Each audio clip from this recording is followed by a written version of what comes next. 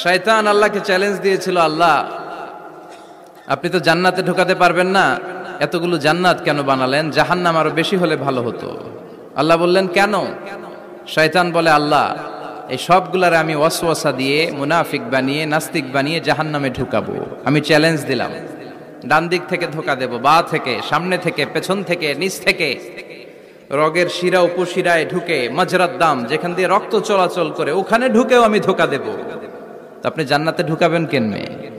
আল্লাহ বললেন, তুমি আমারও চ্যালেঞ্জ দাও, এত বড় সাহস? আমি তো সব রাজার বড় রাজা, মহারাজা। চিৎকার করে বলেন ঠিক কিনা? মহারাজার সাথে চ্যালেঞ্জ দেয়া যায় না। তুমি আমাকে চ্যালেঞ্জ দাও, ওকে ডান, আই টেক ইউর চ্যালেঞ্জ। আমিও তোমার চ্যালেঞ্জ নিলাম। তুমি আজীবন ধোকা দিবা, আজীবন তুমি গোমরাহ করবা, বেনামাজি বানাবা, জালিম বানাবা। কিন্তু আমার বান্দা কোনো তাফসীরুল কোরআনের মাহফিলে এসে, কোন এক ওয়াক্তের নামাজে মসজিদে ঢুকে, অথবা মাঝরাতে ঘুম ভেঙে গেলে তাহাজ্জুদের জায়নামাজে চোখের পানি ছেড়ে যখন ক্ষমা চাইবে, আমি সব গুনাহ মাফ করে দেব, তুই কি করবি? চিৎকার করে পড়েন আল্লাহু আকবার। এজন্য ভুল নাই এমন কোন মানুষ নাই, ভুল হয়নি শুধু নবীদের, এজন্য তারা মাসুম। আহলুস সুন্নাহ ওয়াল জামাআর ইতিকাদ হচ্ছে নবীদের কোনো ভুল নাই, ঠিক কিনা?